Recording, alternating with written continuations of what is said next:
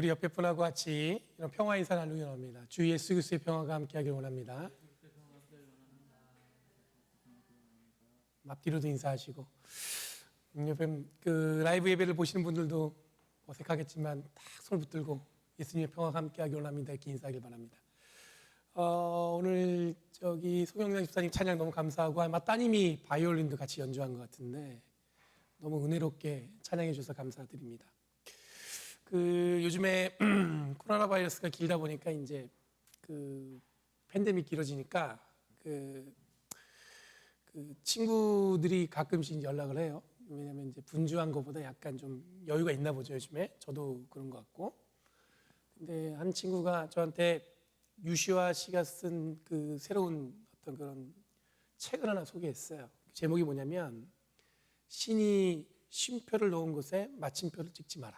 제가 그 제목만 보고 어떤 마음이 들었냐면 계속 그 제목이 계속 마음속에서 계속 이렇게 북치듯이 이렇게 둥둥 치는 거예요. 코로나 바이러스 어쩌면 여러분 우리가 말로 표현할 수 없는 어쩌면 또 예상치 못한 일이 우리의 삶에 벌어지니까 여러 가지 어려움과 어떻게 보면 뭔가 다 멈춰진 것 같잖아요. 그렇죠? 근데 그걸 우리는 마침표로 생각하면은 이게 굉장히 절망적인데 우리는 하나님을 고백하니까 하나님이 쉼표를 넣어줬다. 그 얘기 들으니까 제 마음속에 어떤 마음이 들었냐면 지금 우리가 어떻게 보면 하나님이 너무 분주하게 세상이 치달을 때 어느 정도 쉼의 어떤 그 공간을 우리에게 주셨구나. 여러분 우리 삶도 돌아보고 여러분들 교회도 돌아보고 여러분 개인 삶도 돌아보고 지금까지 어떻게 살았는지 쭉 돌아보는 가운데서 하나님이 우리에게 허락한 쉼이라고 생각하시면 어쩌면 그 너머의 삶은 하나님과 더 깊이 교제하며 동행하는 삶이 될 줄 믿습니다. 그런 삶으로 나아가시는 저와 여러분들에게 간절히 바랍니다. 눈치채신 분들이 있을지 모르지만 오늘까지 포함해서 3주 동안 예수님의 이 세 가지 비유를 읽고 있습니다. 이 비유의 시작은 이 성전 정화에서 시작해서 하나님 나라에 대한 비유, 그러니까 하나님 나라는 어떤 것인가, 천국은 어떤 것인가, 그거에 대해서 예수님이 가르치고 있어요.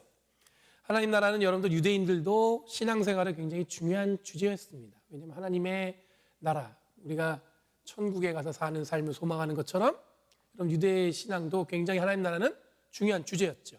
특히 유대 종교 지도자들에게는 자신들이 이해하고 있는 잣대, 그러니까 자기들이 율법으로 자기들이 정해놓은 것, 물론 율법에 있는 것들이 다 중요한데 그 중에서 자기들이 이제 컬렉하는 거예요. 자기들이 필요한 것만 해서 잣대로 특히 지나친 율법주의에 이렇게 제한을 두면서 이 종교 권력을 든든히 세우게 됩니다. 이런 하나님 나라를 이해하는 데 있어서 예수님은 계속 그것이 잘못되었다고 얘기하고 있죠. 아니 어떻게 보면 예수님은 잘못됐다고만 얘기하는 게 아니에요. 새로운 하나님 나라에 대한 이해를 계속해서 비유를 통해서 설명하고 있는 거죠.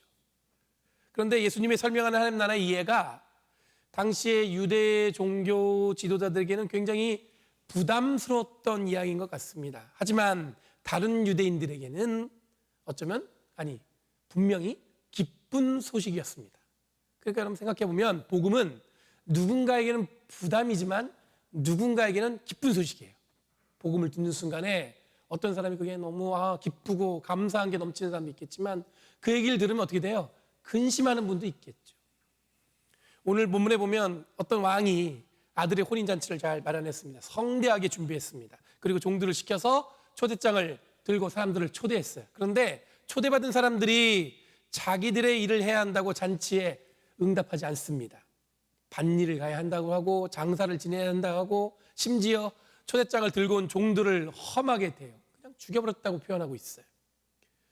여러분 혼인잔치의 비유로 소개되어지는 오늘 이야기는 기독교에서 이해하는 구원에 대한 이해가 담겨져 있어요. 단순하게 혼인잔치, 이거는 하나님께서 만들어 놓은 하늘나라 잔치, 천국잔치를 얘기하는 거예요.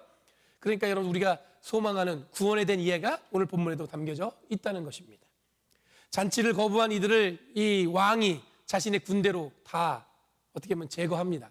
그 마을도 다 태워버리고 그러고 나서 왕은 다시 잔치를 채울 손님을 어떻게 마련할지 고민하게 되죠. 그럼 하나님 나라 천국 잔치는 하나님이 마련한 잔치입니다. 이곳에 손님, 사람을 채우기 위해서 하나님은 어떻게 해요? 손수 노력하신다는 얘기예요. 하늘나라, 여러분들 천국, 그러면 여러분들 우리가 이렇게 막 성취해서 우리의 노력으로 뭔가 될 것 같이 얘기하지만 하나님은 그 잔치를 미리 다 준비해 놓으신 거예요.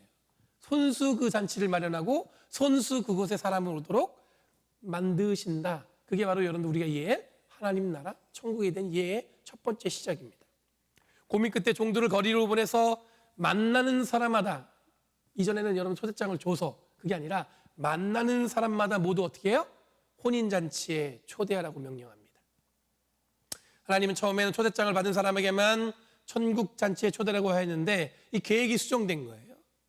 선택된 사람들이 아닌 누구나에게 하나님 나라가 허락되었다는 거죠.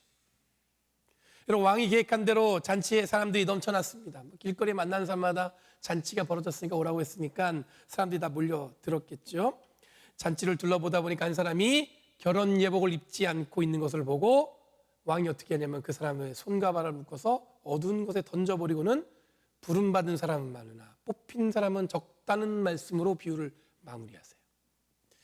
여러분, 천국 잔치에 많은 사람을 불러놓고 왜 예복을 입지 않은 사람을 어두운 곳에 던져버리고 부름받은 사람은 많은데 뽑힌 사람이 적다고 말씀하셨을까? 한참을 고민하게 됩니다. 다 불러놓고 왜 하필 옷을 잘 안 차려입은 것 때문에 그 사람은 어떻게 해요? 손발을 묶어놓고 어두운 곳에 몰아놓고는 뭐라고 얘기하냐면 부른 사람은 많은데 뽑힌 사람은 적다고 말씀하셨을까? 여러분, 우선 하나님은 더 이상 선택되어진 사람들에게만 하나님 나라를 허락한 것이 아닙니다. 그러니까 여러분들 먼저 우리가 생각해야 될 천국은 뭐냐면 어느 누구나에게 하나님 나라가 허락되었다는 거예요. 누구는 안 돼, 저 사람은 안 돼, 이게 없어요. 하나님은 다 초대했어요.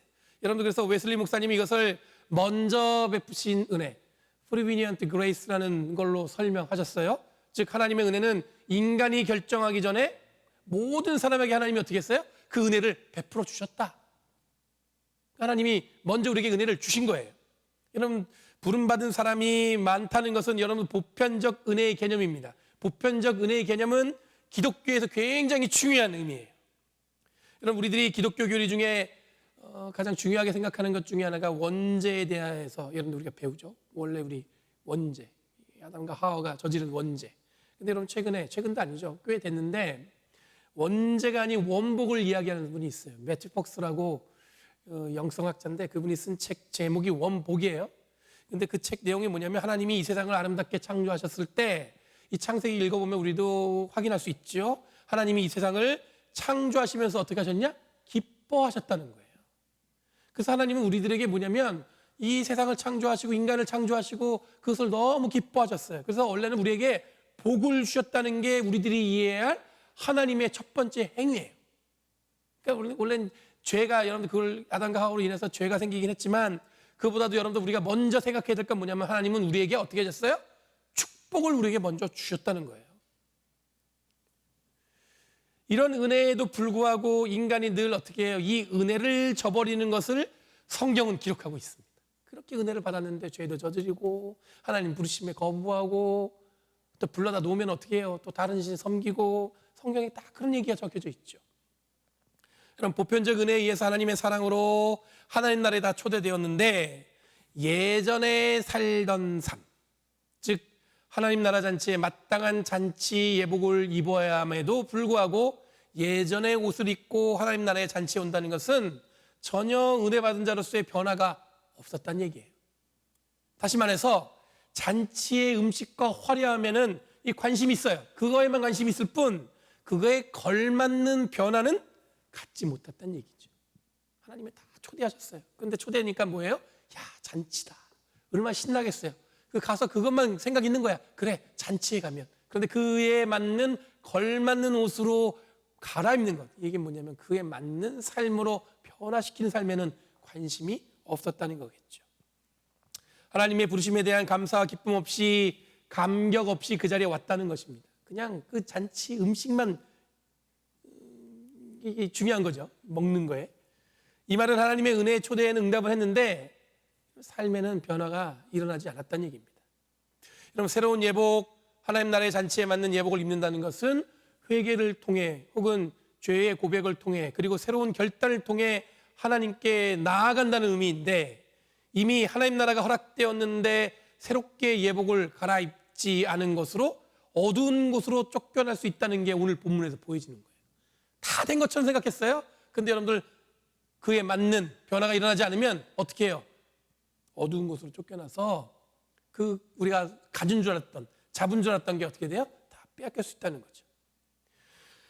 은혜와 사랑은 보편적으로 우리들에게 전해지지만 그 은혜와 사랑에 힘입어 새롭게 변화되는 것은 우리들이 헌신하고 노력해야 할 신앙의 삶의 자세인 줄 믿습니다. 여러분, 가끔 말씀드린 적이 있는 것 같은데, 어떤 분이 이 복권을 당첨되게 해달라고 기도했어요. 15년을 기도했어요. 하나님, 복권 당첨되게 해주세요. 하나님이 이 기도를 듣다 못해서 환상 가운데 나타났습니다. 뭐라고 말씀하셨냐면, 복권이나 사놓고 기도해라. 간절히 기도하면 뭐예요? 그러니까 뭔가 자기가 그것을 위해서 노력하거나 헌신하거나 준비하거나 그런 것은 없는 거예요. 그냥 하나님이 뭔가 이렇게 뚝 떨어뜨리는 것만 기대하고 있는 거죠. 그게 뭐냐면, 부름받아서 사람은 많지만 뽑힌 사람은 적다는 게 바로 이런 얘기겠죠. 여러분, 허락된 하나님 나라, 천국 잔치에 초대되었다는 것에 끝나는 게 아닙니다. 천국 잔치에 마땅한 옷을 입기 위해 노력하는 것이 필요하다는 것입니다. 그래서 부름받은 사람은 많아도 뽑히는 사람은 많지 않다는 것은 바로 이런 의미인 것 같아요. 뽑힌 것에 초점을 두면 그 구원가는 칼빈이 얘기하는 예정론과 같습니다. 그래서 이런 여러분들 뭐예요? 사람들이 많이 있지만 여러분들 구원받은 사람은 뭐예요? 정해졌다는 얘기겠죠. 근데 모든 사람들을 부르셨다는 것에 응답에 무게를 두면 그 웨슬리 목사님이 주로 얘기하는, 그리고 나머지 다른 그 알미니안주의라고 해서 그 웨슬리 전통에 있는 분들은 이 먼저 베푸신 은혜, 즉 누구에게나 허락된 이 구원으로 해석을 합니다. 그러니까 여러분들이 뭐냐면, 웨슬리 목사님은 하나님의 보편적인 은혜, 즉 우리 모두를 다 부르셨어요. 값없이 거저 주십니다. 은혜는 어떤 무슨 값을 매기는 게 아니에요. 다 거저줘서 사람을 다 부릅니다. 그 무게를 두고, 그 은혜의 무게를 두고, 그 다음에 완전 성화. 그러면 부름받은 자로서 어떤 게 있어야 되냐면, 성화의 삶을 살기 위해서 뭐냐면 뽑히는 사람으로서의 노력도 강조하고 있어요. 그러니까 여러분들, 기독교 구원은 예수님 믿고 구원받는다는 것, 그 말은 뭐냐면 어느 누구에게나 허락된 구원, 그리고 구원받은 자로서의 걸맞는 삶, 이게 함께 어우러져야만 이 구원이 완성된다는 의미입니다. 오늘 비유를 통해서 예수님은 유대인 종교 지도자들이 고집스럽게 주장했던 선택된 민족이 더 이상 구원의 조건이 아니라는 것을 선언하고 있습니다. 더 이상 유대인인 하나님 부르신 사람, 그걸로 여러분들 구원이 완성됐다는 것이 아니라는 거예요. 누구에게나 허락된 하나님 나라 잔치를 예수님은 지금 선언하고 소개하고 있습니다. 거기에 한 가지 더, 천국 잔치에 초대된 사람으로서 그에 맞는 예복을 입는 것, 즉 여러분 부름받은 자의 삶을 이 땅에 살아가는 것이 중요하다는 것을 선언하고 있습니다. 우리 이 얘기는 우리가 쉽게 지금까지 많이 경험했어요. 어떻게 보면 이런 얘기 많이 듣잖아요. 아니, 예수 믿는 사람이 어떻게 저래? 이 얘기는 뭐냐면, 예수 믿는 사람이 그에 맞지 않는 옷을 입었네, 그 얘기가 마찬가지인 거예요. 여러분, 아까도 말씀드렸지만 예수님의 복음은 누군가에게는 부담이지만 누군가에게는 축복의 말씀입니다. 복음이 기쁜 소식이긴 하지만 복음은 여러분 어쩌면 우리를 굉장히 무거운 책임감을 들어야 되는 그런 책임감으로 우리를 몰아놓고 있는 거예요. 예수 믿어서 기쁘죠. 복음을 우리 마음에 들었으니까 여러분들 그것을 듣고 얼마나 기쁘고 감사하겠어요. 근데 그에 걸맞는 책임이 우리에게 얹어져 있는 것이겠죠. 이렇게 이야기하면 여러분, 우리들이 입어야 할 예복이 무엇인지 궁금해지잖아요. 여러분, 교회력 설교 본문에 보면 마태복음과 동행하는 바울 서신은 이 빌립보서예요. 이 빌립보서 4장 1절에서 9절 말씀을 보면 바울이 빌립보 교회를 향해서 어떤 새 옷, 어떤 예복을 입어야 하는지 잘 설명하고 있는 것 같습니다. 여러분, 빌립보서는 옥중서신이에요. 바울이 감옥에서 이 빌립보 교회에 쓴 편지란 얘기예요. 감옥에서 쓴 편지이기 때문에 옥중서신이에요. 편지 내용을 보니까 이 빌립보 교회도 상황이 좋지가 않습니다. 우선 할례를 받아야 한다는 율법주의자들이 교회에서 이 교회를 혼란스럽게 만든 거예요. 예수를 믿는 것만으로도 구원이 안 된다는 거예요. 너희들은 율법을 지켜야 되는데 가장 중요한 것 중에 뭐냐면 할례 받아야 된다는 거예요. 그것 때문에 교회가 그것도 흔들렸어요. 거기에 교회 리더들이 분란이 일어났습니다. 빌립보 교회에서 열심히였던 유오디아와 순두개가 서로 사이가 좋지 않았던 것 같습니다. 바울이 볼 때는 열심히 헌신하는 이 두 여인이 협력하지 못하고 서로 갈등했으니까 빌립보 교회도 이 문제로 아마 시끄러웠던 것 같아요. 바울의 상황도 좋지 않고 빌립보 교회의 상황도 좋지 않습니다. 여러분, 교회도 분위기가 좋지 않으니까 이 교회 안에 있는 분들이 편안하지 않았겠죠. 여러분들 교회 안에 막 분란이 일어나고 또 교회 리더들이 막 서로 갈등하고 그럼 좋은 분위기의 교회 모습을 우리가 확인할 수 있었을까요? 그렇지 않았을 거예요. 이런 빌립보 교회에 편지를 쓰는 바울의 마음도 편치 않았을 겁니다. 왜냐하면 감옥에 갇혀서 지금 편지를 쓰고 있는 거거든요. 이 절망에 절망을 더한 문장들이 아마 편지에 이렇게 가득할 걸로 보여요. 우리가 생각해 보면, 상상해 보면, 여러분들 우리가 감옥에 갇혀서 누군가에게 편지를 쓸 때 어떤 마음이겠습니까? 절망스러운 마음으로 난 지금 감옥에 갇혀 있고 가지도 못하는데 여러분들 왜 이렇게 싸우는 거예요? 뭐 그런 식으로 편지를 썼겠죠. 그런데 4절에 보면 바울이 빌립보 교회를 향해서 뭐라고 얘기하냐면 기뻐라고 이야기하고 있습니다. 두 번이나 반복하고 있어요. 기뻐하십시오. 기뻐하십시오. 여러분, 바울이 지금 처한 상황 그리고 빌립보 교회가 처한 상황에 전혀 어울리지 않는 말씀이죠. 5절에 보면 여러분의 관용을 모든 사람에게 알리라고 얘기하고 있습니다. 여기서 말하는 관용은 인내, 절제, 알맞음 뭐 그런 단어를 표현한 거예요. 바울은 지금 이런 고난과 어려움 속에서 빌립보 교회가 잘 참아낼 것이라고 어떤 그런 확신이 있었던 것 같습니다. 그리고 6절은 여러분도 익숙한 말씀이 전해지는데 뭐라고 얘기하냐면 바울이 감옥에 있는데 그렇게 문제가 있는 빌립보 교회를 향해서 아무것도 염려하지 말고 모든 일을 오직 기도와 간구로 하고 여러분이 바라는 것을 감사하는 마음으로 하나님께 아뢰십시오. 이렇게 얘기하고 있어요. 여러분, 바울이 요구하는 두 번째는 염려하지 말고 기도하고 간구하라는 것입니다. 그리고 감사하라는 거예요. 지금 바울이 처한 현실과 빌립보 교회에 보낸 편지가 여러분 일치해 보이세요? 여러분 생각할 때 빌립보 교회를 향해서 바울이 쓰는 그 마음, 빌립보 교회 상황, 그게 맞게 알맞게 지금 바울이 편지를 쓰고 있다는 생각이 드세요? 전혀 완전히 다른 분위기의 편지가 전해지고 있습니다. 여러분, 아무 문제 없고 세상 걱정 없는 사람이 이런 이야기하면 걱정 없으니까 문제 없으니까 저 사람이 저런 얘기할 수 있지, 그렇게 할 수 있는데 바울은 지금 이런 이야기할 여유가 있어 보이지가 않습니다. 그런데 바울이 자신의 처한 상황과는 전혀 다른 메시지를 지금 빌립보 교회에 전하고 있는 거예요. 제가 볼 때는 그리스도인들이 입어야 할 예복은 바로 이런 것인 것 같습니다. 그럼 바울이 몸소 보여주는 것은 그리스도인은 고난 가운데 기뻐해야 한다고 선언하고 있습니다. 당시 헬라어 문법에 보면 이 두 번 반복하는 것은 기뻐하라는 그 말 자체는 명령어예요. 그냥 부탁하는 게 아니에요. 권면이 아니라 당연히 늘 기뻐해야 하는 것이 그리스도인의 삶이라고 이야기하고 있는 것입니다. 마음이 슬프고 어려운데 어떻게 기뻐만 할 수 있겠어요? 보여지는 상황, 우리가 느끼는 경험하는 환경 이런 것들이 좋지 않은데 어떻게 기뻐할 수 있겠어요? 여러분, 우리들이 삶에 늘 부딪히는 것들 보면 어떻게 마냥 성격 좋게 기뻐만 할 수 있겠습니까? 제가 제 삶을 돌아봤어요. 이 본문을 읽으면서 나는 어떤가 봤더니 기뻐할 것이 한 3 정도 되면 근심과 걱정거리는 한 7 정도 되는 것 같아요. 그나마 긍정적으로 생각해서 이 정도인 것 같아요. 한번 여러분도 한번 생각해 보세요. 내 삶에 볼 때 10으로 놓고 나는 긍정을 얼마나, 부정을 얼마나. 어떤 분이 이런 얘기한 걸 제가 들은 적이 있어요. 염려나 근심은 뭐냐면 이 자동차 기아를 중립에 놓은 것과 같다는 거예요. 무슨 얘기냐면 중립에 놓고 엑셀을 밟는 것과 마찬가지라는 거예요. 근심과 걱정은. 아무리 밟아도 소리는 요란한데 어떻게 차가 나가질 않죠. 근심과 걱정이라는 게 뭐냐면 아무리 여러분들 우리가 그것 때문에 힘들어 죽겠다, 어렵다 그렇게 얘기하지만 여러분들 뭐냐면 소리만 요란하지 앞으로 나아가질 못하는 거예요. 요즘 예전 같지 않은 삶을 살다 보니까 관계도 예전 같지 않습니다. 요즘에 우리가 흔히 쉽게 많이 얘기하는 게 소셜 디스턴스가 중요하다고 얘기하죠. 근데 제가 좀 생각을 바꿔야겠다는 생각이 들었어요. 피지컬 디스턴스는 필요해요. 그렇죠? 피지컬로 이렇게 많이 떨어져 있어야 되는데 소셜은 유지해야 될 것 같아요.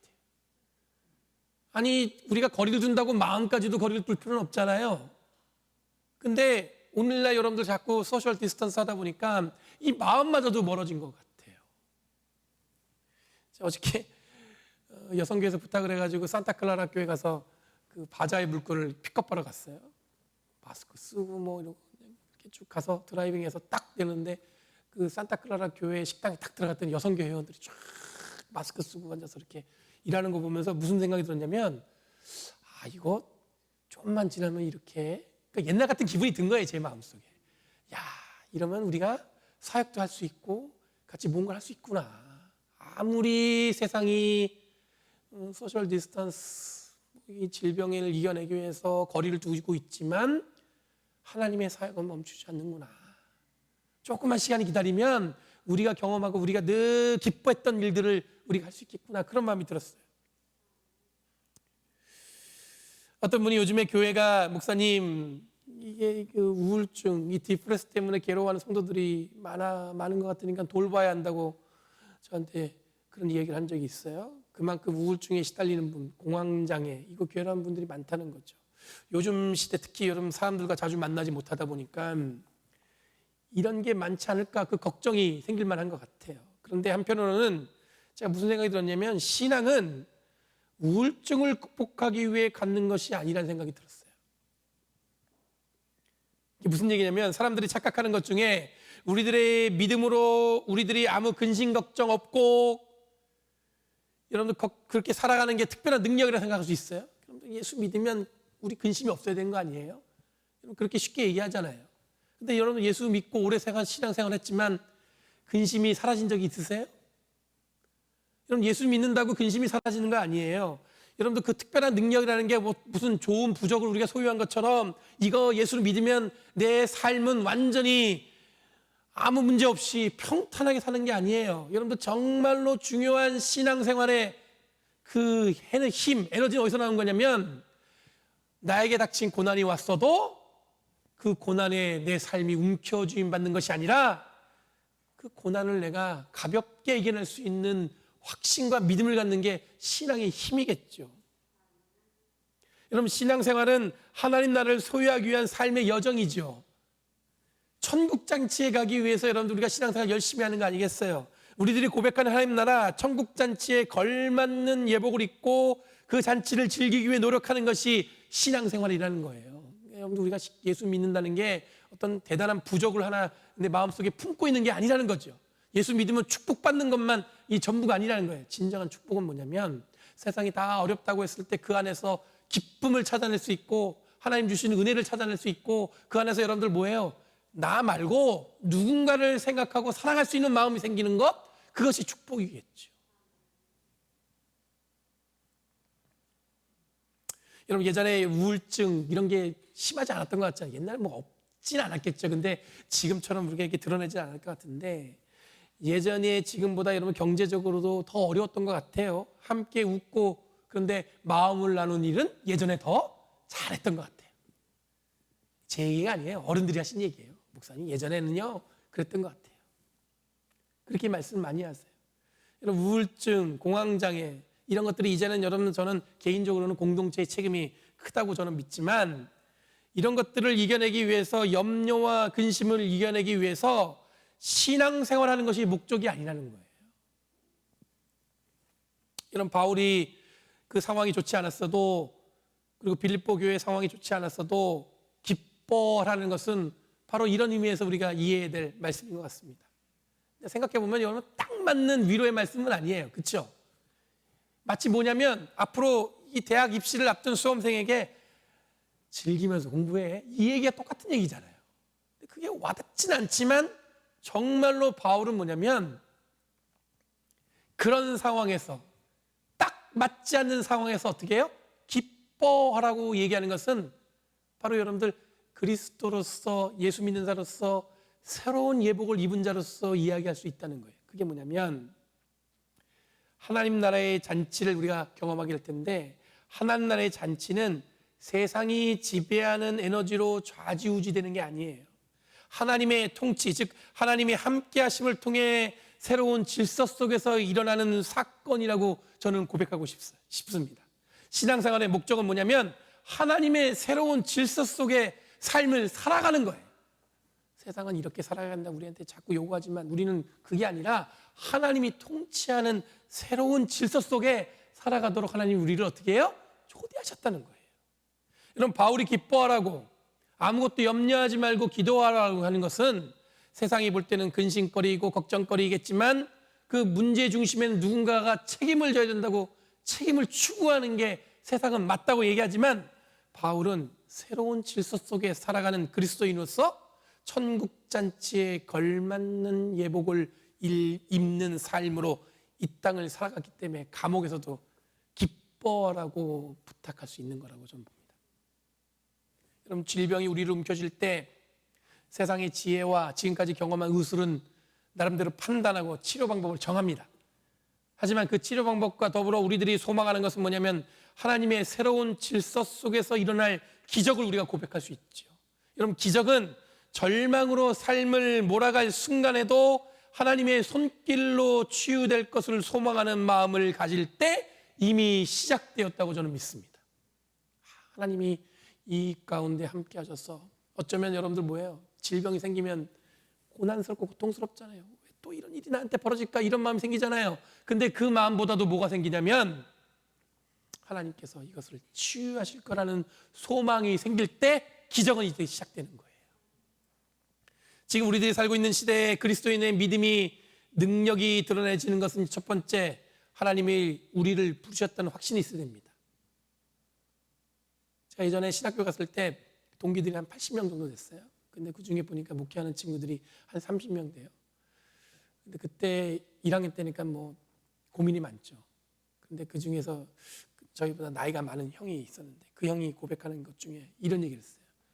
하나님이 부르지 않으셨는데 나는 부르심으로 착각하고 온 건지도 모르겠어. 근데 그 얘기가 얼마나 이 나이 어린 1학년, 제가 그때 어릴 때인데 막 신학교에 뜨거운 마음으로 오잖아요. 근데 그게 얼마나 저한테 크게 큰 질문을 와닿았어요. 아, 정말 이게 아닌가? 여러분들도 혹시 그럴지도 모르겠어요. 하나님이 나를 부르신 게 맞는가? 하나님이 우리를 어떻게 해요? 부르셨어요. 그것부터 여러분 하나님의 능력이 드러나기 시작하는 거예요. 두 번째, 부르심에 걸맞는 삶을 살아내므로 뽑힌 자로서 살아가는 삶을 살아가는 예복을 입기 위해서 노력하는 삶을 살아야 됩니다. 하나님의 통치라는 새로운 질서 속에 살아갈 때 이게 바로 뽑힌 자의 삶을 살아가는 거예요. 이 믿음의 능력이 드러날 줄 믿습니다. 그리고 온전한 신앙생활을 이어갈 수 있는 능력을 그 가운데서 우리에게 주어진 줄 믿습니다. 여러분, 기다리는 시간은 어느 순간에 임박하고 걱정했던 순간을 지내고는 새로운 걱정과 근심 앞에 서 계실 수도 있어요. 생각해 보세요. 지금까지 걱정하고 근심했던 거 이미 지나간 거 있잖아요. 근데 돌아보니까 또 뭐예요? 또 새로운 걱정과 근심이 내 앞에 자리하고 있어요. 이런 삶에 세상은 늘 우리를 심각함으로 몰아갑니다. 그런데 우리들은 하나님과 동행하면서 늘 기뻐하고 쉬지 말고 기도함으로 범사에 감사할 수 있는 마음을 가지는 신앙이라는 특별한 힘, 하나님의 통치라는 새로운 질서 속에 살아가고 있음을 기억하시기 바랍니다. 우리는 이미 천국에 초대되어졌어요. 이것만으로도 얼마나 기쁜 거예요. 그렇죠? 아니, 이것만 생각해 보세요. 얼마나 기쁜 거예요. 우리는 하나님이 우리를 어떻게 해요? 천국에, 하나님 나라에 초대하셨단 말이에요. 이제 남은 것은 뭐냐면 걸맞는 예복을 입기 위해서 이 땅을 살아가는 것입니다. 이 걸맞는 예복은 뭐냐면 하나님의 통치 속에서 살아가는 거예요. 하나님의 새로 주시는 새로운 질서 속에서 살아가는 거예요. 그러니까 어떤 상황에서도 기뻐하십시오. 쉬지 말고 기도하고 범사에 감사하시는 저와 여러분들이 되길 간절히 바랍니다. 우리들이 마땅히 입어야 할 걸맞는 예복이 바로 이것인 줄 믿습니다. 기도하겠습니다.